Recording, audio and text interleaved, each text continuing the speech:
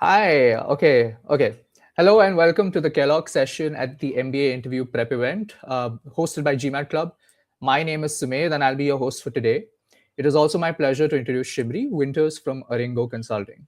We'll begin with a brief presentation followed by any live Q&A the audience has for us. So if you have any questions, please post them in the comments and we'll answer them for you.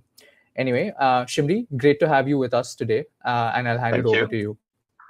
Okay, so thank you, Samid, and I'm really excited to be here.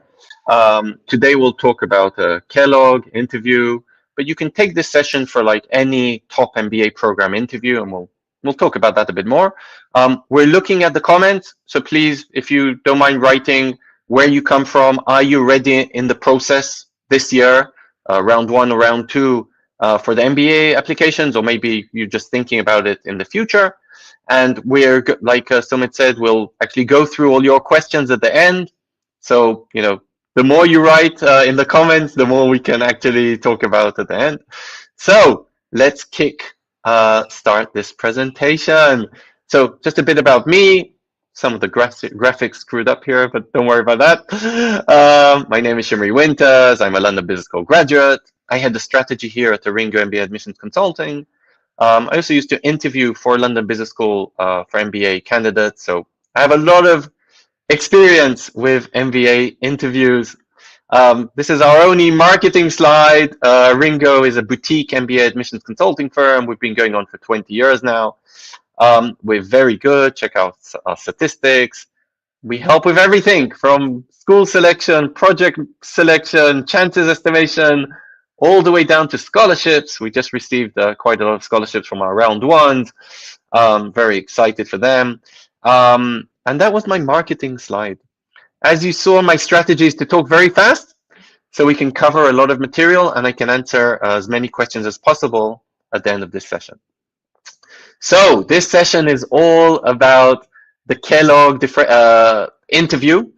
And before you kind of go into the interview, I think it's very important to think a bit about Kellogg and think a bit about Northwestern and think what's different about Kellogg, what are their differentiators. I think a very big differentiator is the culture. When you speak to Kellogg students and alumni, they're very friendly. They always want to help. I don't think I've had many Kellogg students who kind of didn't talk about this culture and about working together. So I know this sounds kind of, oh, don't all MBA students talk about this? Well, no. I think the curriculum is flexible and very customizable, if that's a word. And there's a lot of experiential learning. I think these are a few unique factors that Kellogg has, and you might want to think about a few others which you can mention in your interview. So just to mention that Kellogg interview is a bit different than probably any other business school. It's kind of random. So it can be conducted by an alumnus, by adcoms. I've had this week some adcoms interviewing our Kellogg candidates. We've had alumni. Sometimes we've had second-year students. And it's a bit random because you may receive an interview very fast before they've even reviewed your application, which is very unheard of. And they try and interview as many candidates as possible. On the other hand, if you haven't received an interview, this doesn't mean you've done anything wrong. This doesn't mean your application isn't good. It doesn't mean you won't receive an interview. Again, Kellogg do things a bit differently. So all you can do is just wait patiently. I've even had candidates receive an acceptance letter without an interview. So it can go in various directions, unlike any other business school, which kind of filters out and only interviews, the people that they're filtered. What's the goal here? Well, the goal is to assess you with, we have your recommendations, we have your essays, we have your CV, and now to kind of see if you fit the Kellogg culture. We'll talk about this, but try and use kind of the STAR method plus the T is like a takeaway, and definitely try and show why Kellogg. Okay, and great, I can already see there's some questions in the chat. Start asking your questions, and we'll talk about it. This this presentation is all about interview prep. So I'm already answering the first question. It doesn't matter if you're round 1, round 2, if you're thinking of applying in 2 years to an MBA, if you want to hear more about interview prep, this session is for you. Okay, so now we'll talk a bit more about the questions that you may be asked, and then I will kind of explain how to answer them. And at the end, I'll also go through some things I liked and less liked as an MBA interviewer, and pitfalls and all different things like that. So let's talk about the kind of expected questions, and we call these the known 4 questions. They're mostly asked, especially if the interviewer is an alumni and only has your resume or a second-year student. I have to admit that a lot of times when adcoms interview, they don't start with walk me through your resume. They kind of know it already, they've read it, and they might jump into like, tell me something specific, like tell me about your workplace or what you did last Tuesday. But usually when it's a second-year student or graduate, they will start with walk me through your CV, or walk me through your resume, or tell me about yourself. First of all, this is a long answer, okay? It can take 3 to 4 minutes. That's absolutely fine. 3 to 4 minutes, time yourself when you're practicing. Use some kind of chronological or reverse chronological order. Okay, so it has to be logic. You can't kind of jump from one thing to another. And try and think what the narrative is. Okay, so let's say the resume is in front of them and they can see you studied law. So it's silly to repeat, then I went to university to study law. No, explain why you went to university to study law. I wanted a solid background. I was considering a couple of things, but then I decided that law will give me the foundation. Okay, so you kind of explain why you did that move. Then at the end of my degree, I interviewed for some firms, but I really wanted to go to a consulting firm and not continue as a lawyer, and that's why I joined McKinsey. Okay, so it kind of, you connect with the why you did the moves, because they have the resume in front of you. Okay, and you can kind of finish with, and now I'm ready for the MBA, or now I'm ready for my next career stage, or now I'm looking forward to my future career goals, and that's why I'm here. And that's like a nice glue to the next question, which is, why do you want an MBA? Or why do you want an MBA now? And here, you can kind of think of 2 or 3 or 4 reasons why any MBA is good for you. Maybe you want a strong network, maybe you want a business foundation, maybe you want to learn from case studies, and then align it with Kellogg.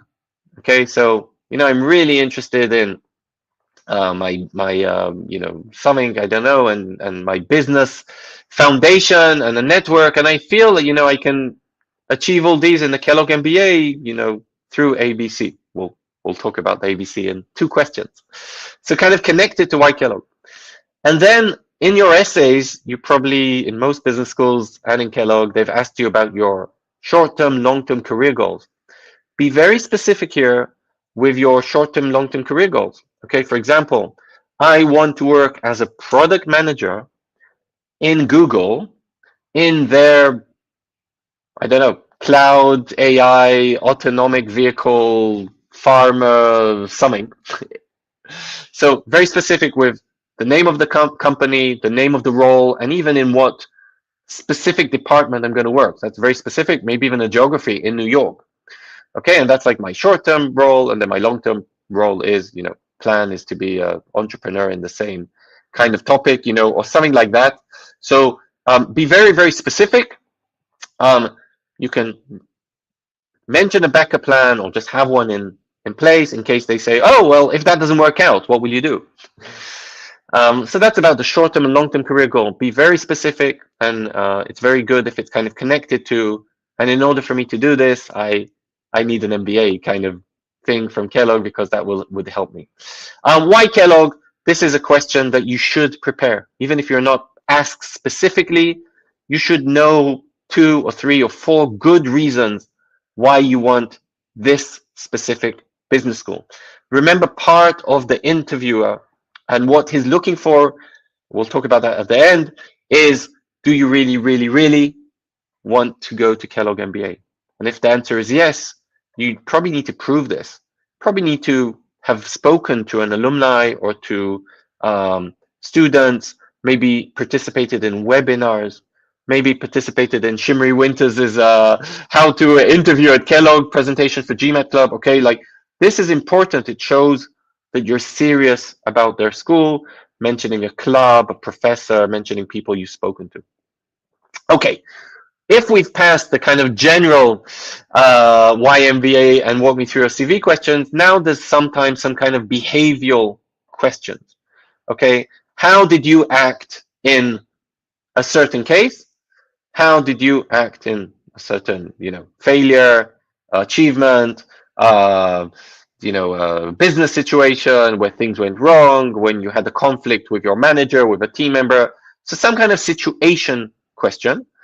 And this is also there's follow-up questions which are more like a fit question. And I think what they're looking for here is a couple of things, but they're kind of looking for how did you behave and do you get along with other people when things aren't going your way? And if so, how? Okay, so, a good question would be about kind of leadership. How do you lead? Or how have you led? Or describe a time you showed leadership, or maybe even a manager that you didn't get along with, and what did you do? And in this case, you kind of can show like a specific case, and you can use the STAR method here. You can say like, well, when I just joined my job 2 years ago, so this is kind of a situation, I was assigned with, yes, STAR, a task to do ABC. What did I do? Okay, well, my action was there was a big problem with the client. He didn't trust us anymore. So I had personal one-on-one meetings with the various team members. I got them all on board. I rearranged the project. I shuffled something, I did. And then the result, okay, preferable quantifiable result. Same with team conflict, okay? So when I got to the project, the background, what I was assigned with something, but John wasn't cooperating. What did I do? I went to speak to John. I went to speak to his boss. I kind of understood he had issues. He wanted my job, or he didn't agree with the project, or whatever. And then what happened in the end? I did ABC and it worked, or it didn't work. Maybe this is a failure story, and in the end, we fired John. Okay, that's also okay, but then what did I learn from it? So that's kind of a leadership or team situation and how you use the STAR method to answer that. Self-awareness is also great.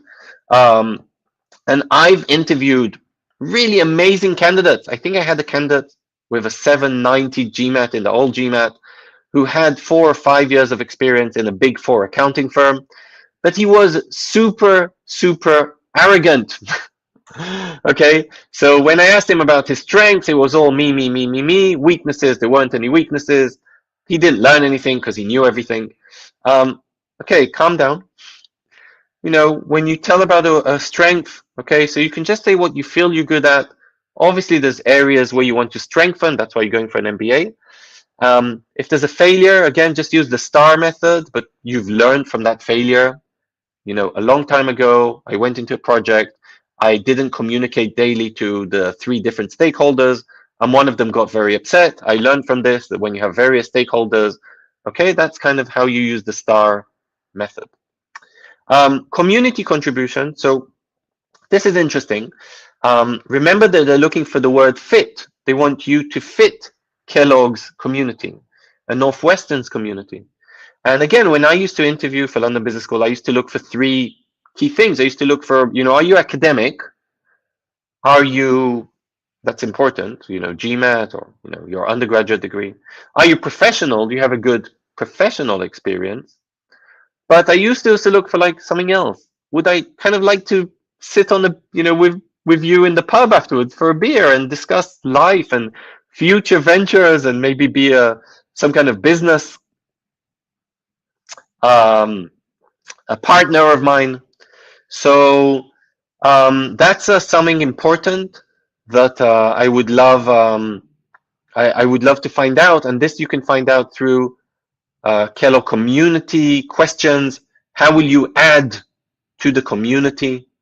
What do you think you would do? And you can answer this with mentioning a club, an initiative that you would like to do before, a school maybe, like every day, maybe a run, or some kind of professional club, or some kind of personal interest that you have that you would like to bring to school, wine tasting. So that's how you can add to the community, again, from your experience. Okay, those were kind of expected questions, but if we go for less expected questions, it's very, very hard to prepare for them, right? Because every interviewer has an original question. And when we talk about original questions, he might ask, how will you improve the underground metro in Paris? That's a very tough question, which I didn't expect. And what you can do, I suggest you kind of pause the video and look at this slide a bit. But what you can do is prepare 3 or 4 what I call stories, which can answer nearly any situation question. They won't answer the Paris metro question, but they will answer a lot of the questions. For example, have you had a conflict with your manager? Have you had a conflict with a team member? Have you succeeded, failed? What did you learn from all these? In 2 or 3 or 4 stories that you can prepare, they might be able to answer a lot of these questions. But what you need to do in advance is think, okay, what do I want to convey to the interviewer? That I have a lot of global experience. Well, in that case, you might want to say some kind of international story.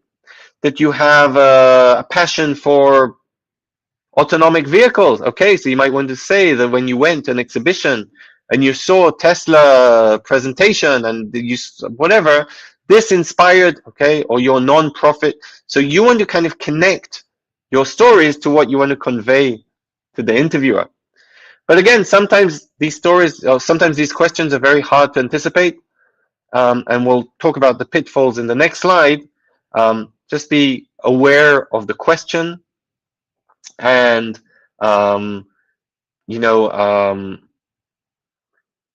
make sure you're answering the question. Very important. So again, always keep in mind connecting it back to Kellogg and how you can improve or help the community at Kellogg and help the class at Kellogg. So, let's say they're asking you about your failure, and your failure was something with data analytics or not using AI or whatever made up story I can think of right now. And then you can say, and I want to bring my lessons learned to the class. And, maybe I'll tell them about this time because, I think I can assist, or to a club.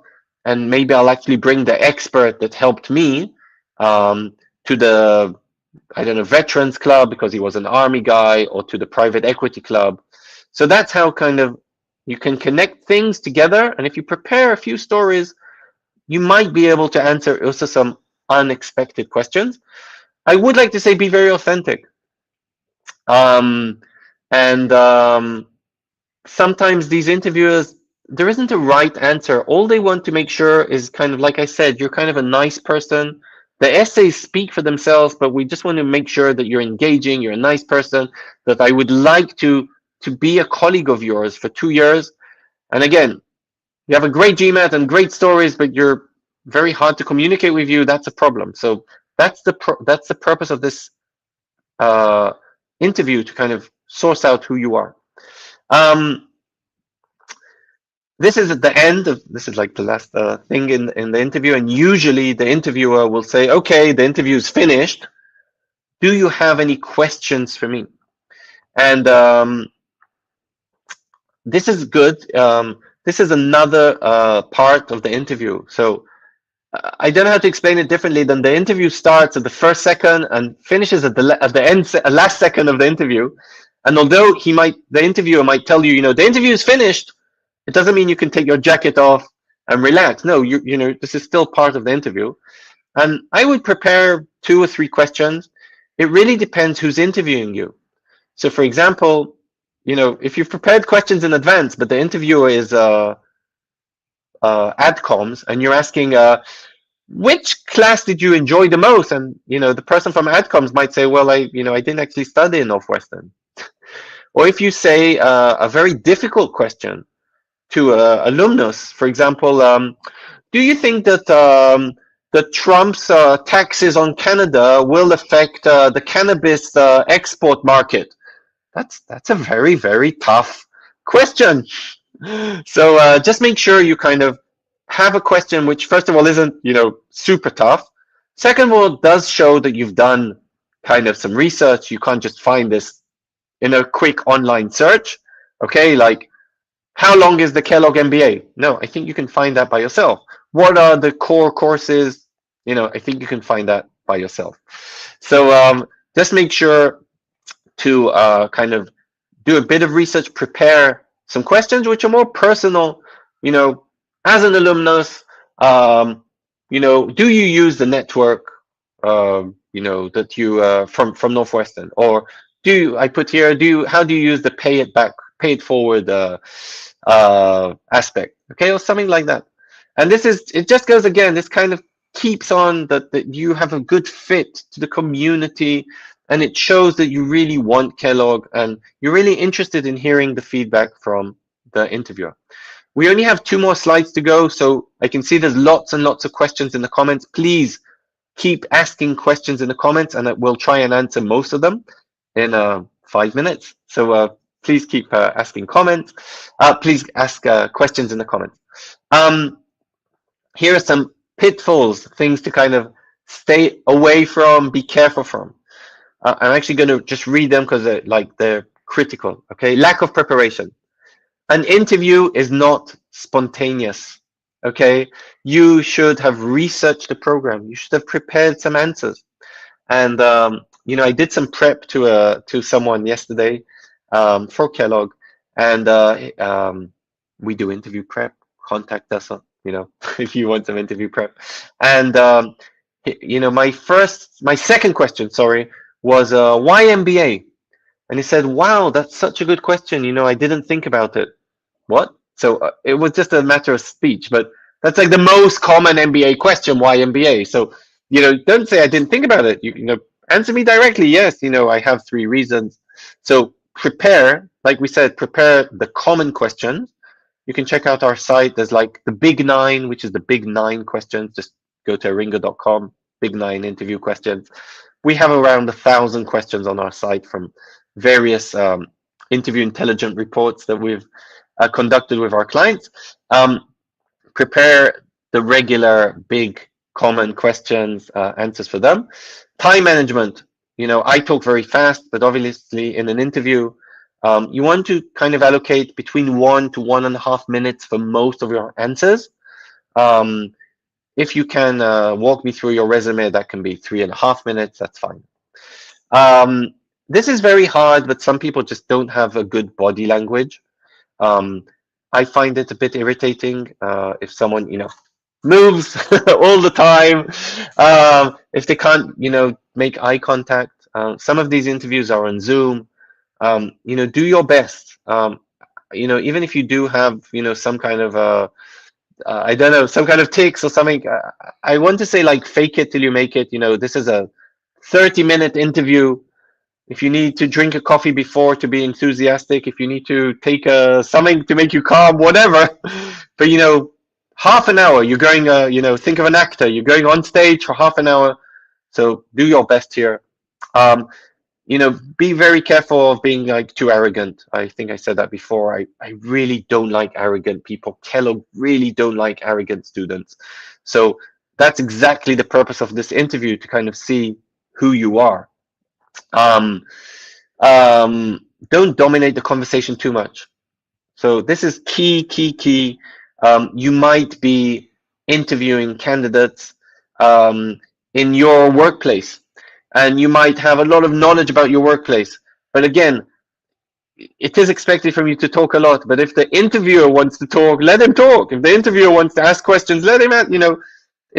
He's leading this part. And again, let him talk, let him lead the questions, and you can just answer the answers and kind of wait for the next question. It's very, very important to be enthusiastic. both about your application and about the school. Okay. Okay. Dwelling on the past, don't do that. Definitely ask questions. Like we said, show enthusiasm to the school. You need to mention in this interview at least 3 times that Kellogg is something that you really, really want to happen. Kind of a last thing. Well, last thing is poor listening skills, which I hope we said already. You have to answer the questions. Inconsistency is an issue.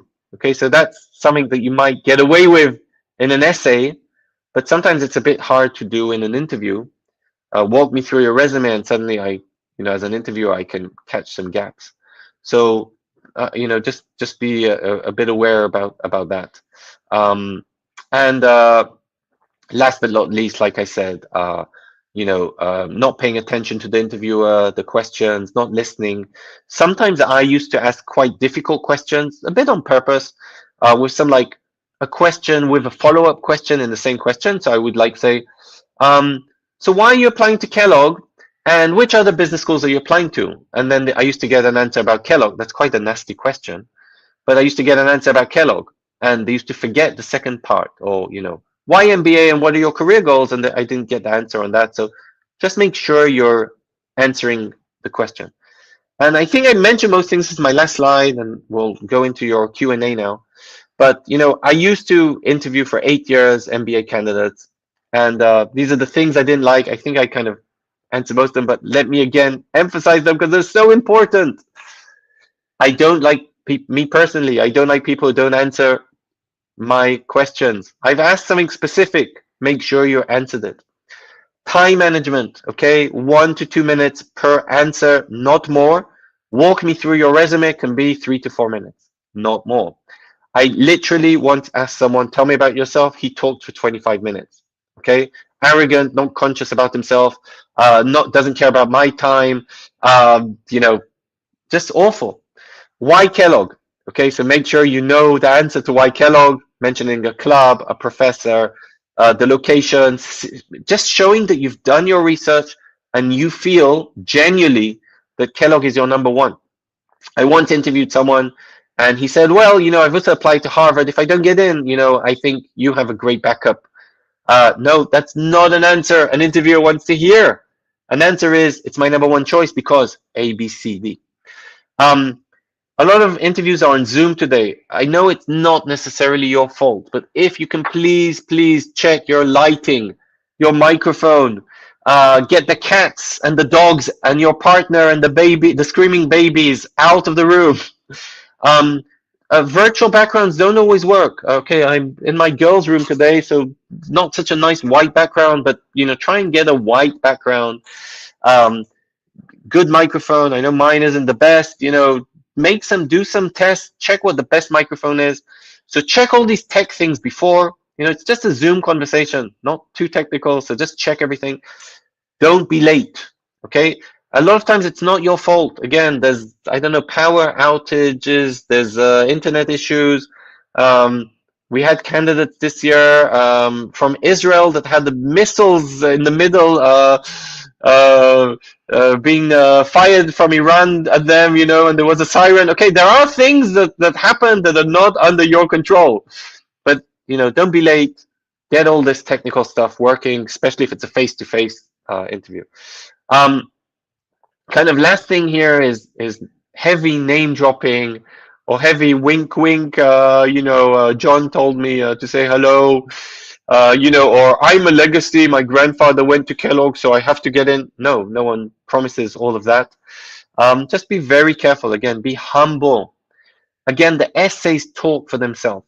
Okay, that's the most important thing to know. The essays, the application should talk. You just need to do some explanation and to make explanations. And to make sure that that you're a good fit to the school. Okay, that was it. Yeah, I love the graphics here, but fine. Again, if you want some more information, check us out on aringo.com. We do a lot of interview prep, and again, you can reach out and for some interview prep sessions. Thank you, GMAT Club, for hosting us, and let's go into the Q&A. I'm excited. Thanks, Shimri. I think very insightful, a lot of details that you've kind of given us about Kellogg and how you go about this interview. So very grateful for us to have you here. I'll kind of move into all the questions that have been popping up in the There's a chat. lot. Yeah, Yeah. I think the first one is, yeah, I'm just going to put it on the screen. What is the one cliche answer Kellogg interviewers are tired of hearing in 2026? Okay, so I don't think there's so actually it's a very interesting question. Remember who's interviewing you. Okay, if it's a second year student, this might be his first interview ever, so there's no cliche. If it's an alumnus, again, they might interview 2, 3 people a year, or maybe you might be their first interviewee ever. So it's very important who's interviewing you. On the other hand, if it's adcoms, yes, they've interviewed 100 people. I don't think there's a cliche, but there's buzzwords which are kind of old already. Okay, AI, big data. They don't. They want to hear original stuff, and original stuff is you. Okay, wherever you come from, whatever you do, talk about that. Don't look for don't look for common things that you think would be interesting. Just talk about yourself. Again, you've been interviewed. You have a good application. Let's talk about what interests you. So again, no such thing, no stereotyping. There's no right answer. There's no right candidate. It's all about you and your story. True. Nice one. I think we have another question from Brinal. Yeah. Can the examples of leadership awareness fit be same or drawn from stories already mentioned in our essays, or do they need to be completely different from what is mentioned in the application? I think great question, to be honest. Very good question. So 2 points. Okay, we're going to do lots of points here. 2 points for this question, and their answer is this: Kellogg usually interview with students or alumni. This is a semi-blind interview, if that's the right name for it, which means you send them your resume. They actually haven't read your essays. So a good way to prepare for the interview is actually to read your application and definitely use the same examples, because you probably chose the best examples in the application, and they've never read them before. On the other hand, if you're interviewing with adcoms, they probably have read the application and the essays, and you might want to choose other stories. So difficult answer to a very good question. Thanks for that. Another one we have here is, Shimri, what is the most common red flag that causes an alum interview to give a no when the candidate has a perfect resume? I think you kind of touched upon this just some time before, but I think it's great for people who just joined us. Yeah. Definitely, you're right, and definitely all the pitfalls that I showed before would be good, and I'm putting them some here again. So I don't know what's like the most common red flag, but dishonesty or something that just doesn't make sense. Okay, like I had amazing, like let's say you're American, and I've had amazing scores and amazing GPA and amazing. And then I went to do my degree in a community college for 4 years, okay, and didn't transfer to a better university. So again, if you explain that you didn't have any money and you couldn't afford university, or your parents were sick, or if there's an explanation, great. But if I start feeling some holes, okay, and so that's a problem. I've never left my. I love internationalism and I love travel, but I've never left my country. Okay, that something doesn't work there. So I would say that's like the biggest thing. Again, I'm just trying to feel who you are, and are you kind of a person I would like to relate to. So, if things don't add up, that's a bit of an issue. Nice one. Okay. All right. Another one. How do you recommend candidates balance structure with authenticity when answering behavioral questions? Yeah, that's a great question. I just actually just thinking about the previous question. Sorry, I just wanted to say one more thing.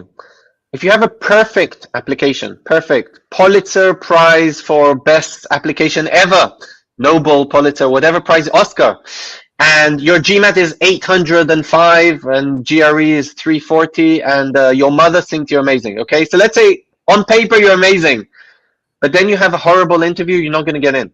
Okay, I don't know how to say this enough times when candidates tell me, I think it went well, but I didn't get in. No, it didn't go well.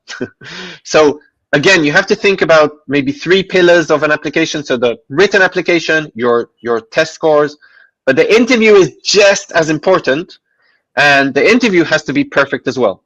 Okay, I just wanted to mention that. So the interview is just as important. Okay, back to the next question. Yeah. Okay. Yeah, I think we talked about this. So authenticity. So this is key. Now it's key, but again, you also want to kind of show how great you are, right? So I think it is key, and I think, for example, I've had some engineers working in very big companies, and they've been 4 or 5 years in the company without any promotions. Okay, and I think that's fine to say, well, in my work or in my company, I work, I'm 27, but I work with, my colleagues are usually 40, have 20 years of experience, and they usually get promoted once every 10 years.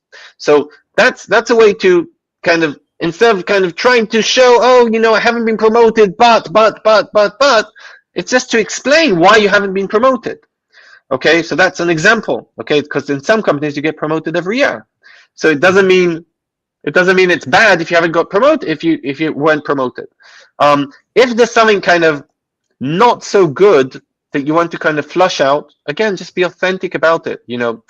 So if they ask a very tough question, what should we be worried about you, or what do you think your weakness is? Okay, a very tough question. They're asking for something bad. Obviously, we don't want to say, something too bad. I'm not good with big numbers. No, we don't say something like that. But we want to say, for example, I know my GPA isn't so high. In the first year of studies, I was still juggling. I moved to a big city without my parents for the first time. I had to juggle like social events, studying, in a big university with smart people, and I also was working part-time, and my grades weren't so great. I'm very honest about that. But I think I kind of, in the second and third and fourth year, made up for it, took school a bit more seriously. That's just being authentic. Okay, so again, like, don't be too authentic. Don't say something really bad, but still, I think you can tell the truth, and you can say, yeah, my grades aren't amazing, but I'm still very academic, or I haven't had many promotions, or I've only worked in one industry, but I'm very passionate about another industry, which is why I want the MBA for the shift. Or as long as you're honest and it connects to your story, I think you should be fine. Cool. Okay, got it.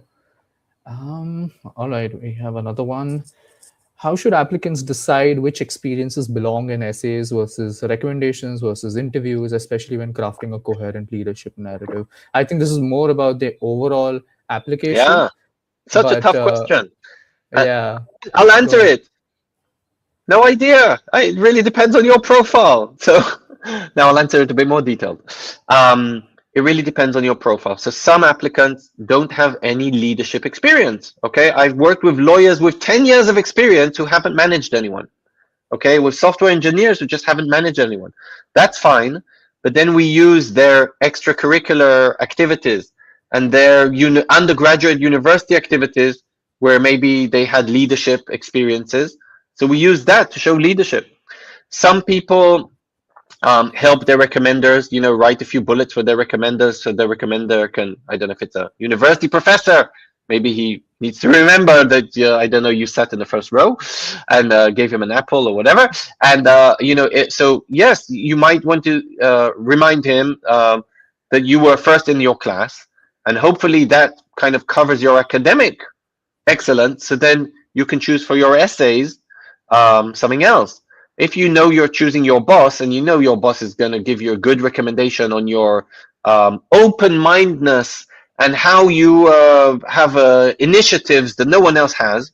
So if your boss is going to say that, you don't need to say that in your essays. So it really depends, right, on your profile. Again, we help with this if you need help for next year. But this is what we do at ARINGO in our strategy sessions at the beginning. Is once we know you and interview you, and your chocolate chip cookie recipe and what your parents do and your hobbies, etc., then we kind of decide what to put in each of these components. So great question, long answer. A short answer would be it depends. Got it. Understood. Before I show the next question, I just want to let you know we have about 5 minutes before the stream ends. Yeah, and I'll quickly move to the next one.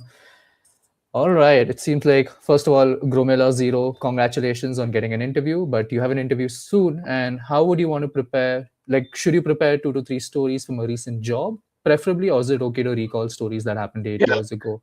Actually, it's a great question, and I didn't mention this enough in when I said kind of prepare 3 or 4 stories.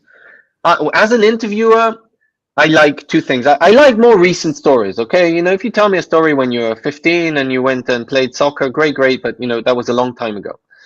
On the other hand, I like when someone has worked in 3 different workplaces and has an undergraduate degree, and I ask him 4 different questions. A great answer would be, a situation from each of those employers. So again, this really depends. If you were on an internship for 3 months and now you've worked at Deloitte for 6 years, give me more stories from Deloitte. But also from Deloitte 6 years, give me a story when you were just recruited, and then when you shift departments, and now as a manager. So try and give me stories from different periods if possible. Again, if possible, start with the latest one, but definitely, you can now give me maybe a team situation from your university, a leadership story from your extracurricular activity, and biggest success and maybe biggest failure from your current job. Okay, that would be the best. But again, it depends.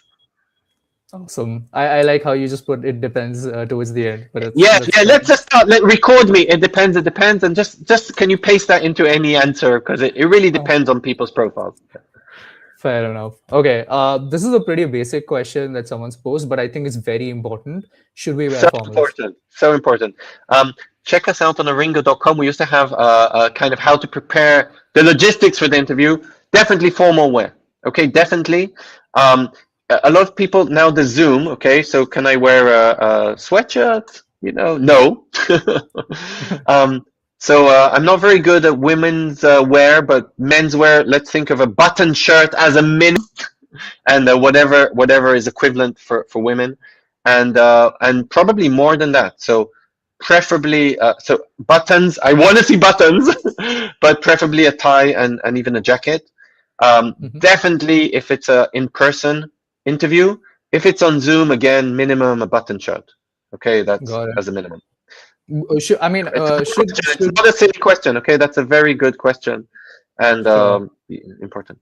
Maybe to dig into your question a little deeper, would it be important for people to treat this just like another job interview where they would suit up or wear a formal shirt and then go for it? Of course. But again, it really depends. If you are sitting at home and it's on Zoom, it might, you might feel a bit uncomfortable in a suit, and I think it's fine to just be in a shirt. Okay, but if you are going to an in-person interview, and if it's in an office, not in a cafe or something like that, or even on campus, yes, suit would be a good idea. Awesome. Okay. I have one question, and I hope this would be the last one.